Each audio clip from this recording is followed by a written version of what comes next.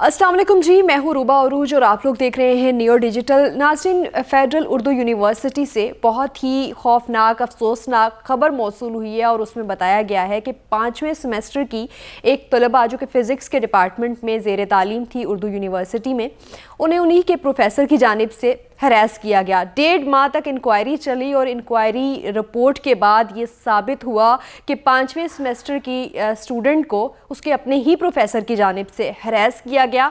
और फिर जब हरासमेंट से मामला ख़त्म नहीं हुआ तो उसको एग्ज़ाम में फ़ेल कर दिया गया। टीचर्स ने मिल के ये सारा मामला किया। जो हेड ऑफ़ डिपार्टमेंट थे वो भी इन्वॉल्व थे। मैं स्टूडेंट का नाम कोट नहीं करना चाहती, लेकिन उन प्रोफेसर का नाम ज़रूर कोट करूँगी जिनका नाम था जाहिद सरफराज। बच्ची ने एप्लीकेशन दी है उर्दू यूनिवर्सिटी की इंतज़ामिया को और उसमें लिखा है कि गुज़िश्ता सेमेस्टर में सरफराज ने उन्हें कुछ नामुनासिब मैसेजेस किए, अलग मिलने के लिए बुलाते रहे और फिर जब इनकार हुआ, इग्नोर किया गया। गर्ल्स कोऑर्डिनेटर जो खातून टीचर थी मिसबा, उन्होंने रिपोर्ट भी किया और उस सब के बाद उन्हें ये नतीजा भुगतना पड़ा कि जो अपनी डिपार्टमेंट की एक इंटरनल कमेटी थी उन्होंने उसे मामले को रफा दफा करने के लिए प्रेशराइज़ किया और फिर अगला नतीजा ये निकला कि उस बच्ची को 1 नंबर से फेल कर दिया गया एक सब्जेक्ट में, जिसकी वजह से बच्ची जो है वो उसका ना सिर्फ एजुकेशनल काफ़ी नुकसान हुआ बल्कि घर तक इवन बात पहुंच गई। उस कमेटी ने इसी पे इक्तफा नहीं किया कि बच्ची को फेल कर दिया, बल्कि उसके वालिद से राब्ता किया गया और जो सारा इंक्वायरी का मामला था उस पे असरअंदाज होने की कोशिश की। अब थोड़ी सी मैं आपको ये बता देती हूँ कि जो इंक्वायरी कमेटी थी वो क्या लिखती है। इंक्वायरी कमेटी लिखती है कि माहिदा जो है वो इसका हरासमेंट का जो मामला था ये साबित हो चुका है। उसमें तलबा को हरासा किया गया और उसके साथ साथ उस्ताद के पेशे को और जो उसका वकार था उसको मजरूह किया गया, ये साबित हुआ है। उसमें लिखते हैं कि सदर शोबा जो डॉक्टर ज़ुबैर खान न्याज़ी हैं फ़िज़िक्स के डिपार्टमेंट के, उन्होंने अपने तहरीरी बयान में मज़कूरा मामले पर छानबीन को हरासगी कमेटी की ज़िम्मेदार करार देने के बावजूद मुद्दइया के जो वालिद हैं उनको अपने दफ्तर में बुला के कमेटी की तफ्तीश में मुदाखलत की और उसके साथ साथ नताइज पर असरअंदाज होने की कोशिश की, जिससे बाहसियत सदर शोबा उनकी गैर जानिबदारी मशकूक हो गई है और उसके साथ साथ जो बच्ची की शिकायत थी वो भी कन्फर्म हो गई है। फिर कमेटी ने ये भी लिखा कि ये साबित हुआ है कि बच्ची को हरास किया गया और उसके सदेबाब के लिए उसका जो एजुकेशनल कैरियर है उसको प्रोटेक्ट करने के लिए बच्ची को ये इस्तिस्ना दी गई है कि वो जब चाहे कमेटी से राब्ता कर सकती है और ड्यूरिंग उसका जितना भी एजुकेशनल ये अपनी डिग्री मुकम्मल होने तक कैरियर रह गया उस दौरान ना सिर्फ कमेटी ने ये मुतालबा किया है कि जो HOD हैं डॉक्टर ज़ुबैर न्याज़ी उनको तब्दील किया जाए और साथ साथ जिस उस्ताद ने हरास किया था उनको मुअत्तल किया जाए और मेक श्योर किया जाए कि बच्ची की आगे जो एजुकेशन है वो डिस्टर्ब ना हो। नाज़रीन, बहुत सारी चीज़ें चल रही हैं सोशल मीडिया पे, इस हवाले से मैसेजेस भी चल रहे हैं, बच्ची पे प्रेशर डाला गया, व्हाट्सएप चैट्स और इन सब चीज़ों को डिलीट करो। लेकिन ये एक ये कहें कि तलख हकीकत है, हमारे माशरे की खौफनाक हकीकत है जो कि एग्जिस्ट करती है।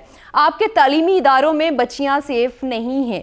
पूरी दुनिया की इवन जो रिपोर्ट्स चल रही हैं उसमें बताया जा रहा है कि जितनी दुनिया में ख़वातीन मौजूद हैं उनका जो 1/3 पार्ट है, यानी वो तीसरा हिस्सा जो है वो ख़वातीन की टोटल पॉपुलेशन का, वो किसी न किसी फॉर्म में हरासमेंट का सामना करती हैं। और अगर स्टूडेंट्स की बात की जाए तो 76% ऑफ फीमेल्स इन पाकिस्तान किसी न किसी फॉर्म में हरास हो रही हैं। और इसको मज़ीद कैटेगराइज़ किया गया है। ये एक प्राइवेट जो सेक्टर की रिसर्च है नॉन गवर्नमेंट ऑर्गेनाइजेशन की, जो बताती है कि आपकी जो गवर्नमेंट सेक्टर की यूनिवर्सिटीज़ हैं 87% वहाँ पर फीमेल स्टूडेंट्स को हरास किया जाता है। प्राइवेट सेक्टर की बात करें तो 66% ये यूनिवर्सिटीज़ के जो स्टूडेंट्स हैं वो कहीं ना कहीं हरासमेंट के लिए मौजूद वहाँ पे होते हैं और उनको ख़तरा मौजूद होता है। मेडिकल कॉलेजेस, डॉक्टर्स जहाँ पे बनते हैं और बहुत ज़्यादा पढ़े लिखे लोग, उनके प्रोफेसर्स को शामिल किया जाता है, 54% वहाँ पे भी हरासमेंट मौजूद है। अगर हम थोड़ा सा अपनी गुज़िश्ता 4-5 सालों की हिस्ट्री उठा के देखें तो ख़वातीन के लिए पाकिस्तान कितना सेफ़ है और फिर जो आपको सस्टेनेबल डेवलपमेंट के गोल्स दिए जाते हैं उसमें क्यों फिर आपको चीज़ें पूरी नहीं मिलती और दुनिया क्यों आपको एक पुरतशद्दुद और हर तरह से जो है वो बुरा मुल्क कहती है, उसकी वजूहात जो है वो आपके वायरल होने वाले केसेस हैं। 2018 में 6 साला ज़ैनब को किस तरह से तशद्दुद का निशाना बना के ज़्यादती करने के बाद कत्ल कर दिया गया, पूरी दुनिया ने देखा, शर्मनाक। 2021 में नूर मुकद्दम केस, पूरी दुनिया ने देखा, पाकिस्तान के मुंह पे थप्पड़ मारते रहे दुनिया का, पूरी दुनिया का मीडिया कि क्या हो रहा है यहाँ पे। 2021 میں ہی موٹر وے کیس اگر یاد ہو آپ کو، گینگ ریپ ہوا ایک موٹر وے آپ کی قومی شاہراہ پر، دن دہاڑے شام کے ٹائم جو ہے وہ خاتون کو وہاں پہ گینگ ریپ کا نشانہ بنا دیا گیا۔ پنجاب جو پاکستان کی قومی اسمبلی میں ہونے والی جو رپورٹ پیش کی گئی تھی 2019 اور 2021 کے درمیان، اس میں دیکھیں تو تشدد کے ہی خالی 63,000 کیسز پاکستان میں رپورٹ ہوئے۔ اس میں آپ کے جو ہے وہ خواتین کو ہراس کرنے کے ساتھ ساتھ domestic violence, rape, gang rape اور یہ سارے کیسز آ جاتے ہیں۔